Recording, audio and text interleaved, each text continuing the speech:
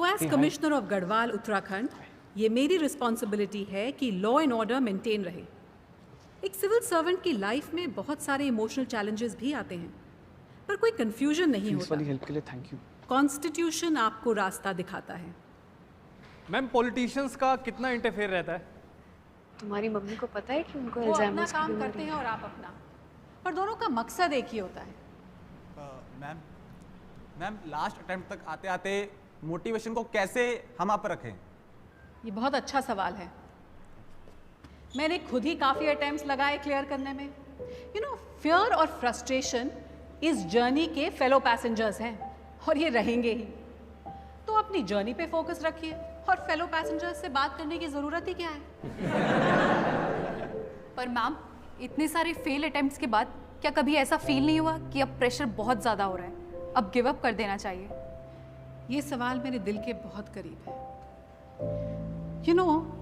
जब आप एक लड़की होते हो, एक ऐसे ऑर्थोडॉक्स फैमिली से जहाँ 22 साल में आपकी शादी कर दी जाती हो, आप इंडिया के एक बहुत ही बैकवर्ड हिस्से से बिलोंग करते हो और आपको इंग्लिश भी नहीं आती हो, और आप घर के बाहर सिर्फ अपनी दीदी की जिद की वजह से पढ़ रहे होते हो, और उस पर आप लगातार फेल पे फेल होते जाते हो,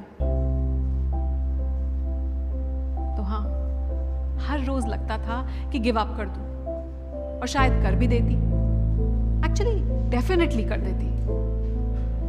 पर उसी वक्त मुझे किसी ने एक बहुत अच्छी बात बताई। उस बात से मेरा एटीट्यूड 180 डिग्रीज फ्लिप कर गया। क्या आप वो बात सुनना चाहेंगे? तो एक स्टोरी सुनिए। 1981 में यूएस में एक प्रोफेसर थे, सेरेमिक्स पढ़ाते थे। उन्होंने एक एक्सपेरिमेंट किया। अपनी क्लास को 2 ग्रुप्स में बांट दिया और 10 दिन का वक्त दिया। पहले ग्रुप को उन्होंने ये टास्क दिया कि वो सिर्फ एक परफेक्ट मटका बनाए, सिर्फ एक। और दूसरी ग्रुप को ये टास्क दिया कि वो जितने हो सके मैक्सिमम मटके बनाए और क्वालिटी की चिंता बिल्कुल ना करें। दोनों ग्रुप्स ने अपना काम शुरू किया। 10 दिन बाद जब रिजल्ट्स आए तो खुद प्रोफेसर ही हैरान हो गए, क्योंकि दूसरे ग्रुप ने न केवल पहले ग्रुप से ज्यादा मटके बनाए, बल्कि हर मटका was better looking, was almost perfect। सब सोच रहे थे कि ये कैसे हो गया। आप जानते हो ये कैसे हुआ? क्योंकि पहला ग्रुप जो है वो सिर्फ इसी बात को लेकर अटका रहा कि एक मटका बनाना है, इसको परफेक्ट कैसे बनाएं। तो उन्होंने सारा टाइम परफेक्शन में ही गुजार दिया, जबकि दूसरे ग्रुप ने एक बार कोशिश की और बहुत बुरे मटके बनाए, पर उन्होंने उसको इम्प्रूव किया और दोबारा कोशिश करके फिर से मटके बनाए। वो फेल हुए पर इम्प्रूव करते रहे, और ऐसे ही अपनी गलतियों से सीखते सीखते उन्होंने शानदार मटके बनाए। तो इसीलिए आप अपनी गलतियों से डरिए मत, भागिए मत। अपनी गलतियों से सीखिए, अपने फेलियर से सीखिए और आगे बढ़ते जाइए। और ये बहुत ही अच्छी बात है कि इस बात को बताने वाले शख्स हमारे साथ यहाँ मौजूद हैं। पर आप उनसे पहली बार मिलोगे ना तो लगेगा जिंदगी बहुत ही होपलेस है।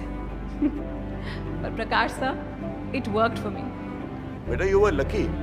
अगर ये पॉटवेयर एक्सपेरिमेंट मैंने पहले पढ़ लिया होता तो मैं भी अपना चौथा अटेम्प्ट देता, और फिर आज पोडियम पर तुम्हारी जगह मैं खड़ा होता। पर इट्स ओके सर। जो फेल होता है ना, वही बता सकता है कि कहां गलतियां न करें। कभी कभी आपका सबसे खराब खिलाड़ी देश का सबसे अच्छा कोच बन जाता है। क्यों?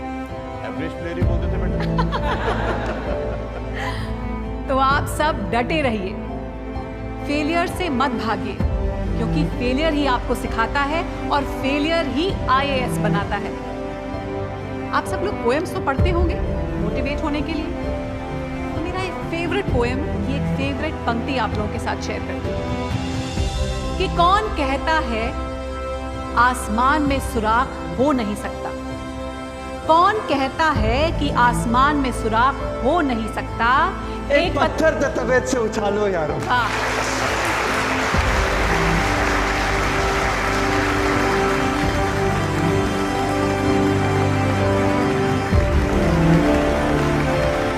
के साथ मैं आपको कहूंगी all the best, don't give up.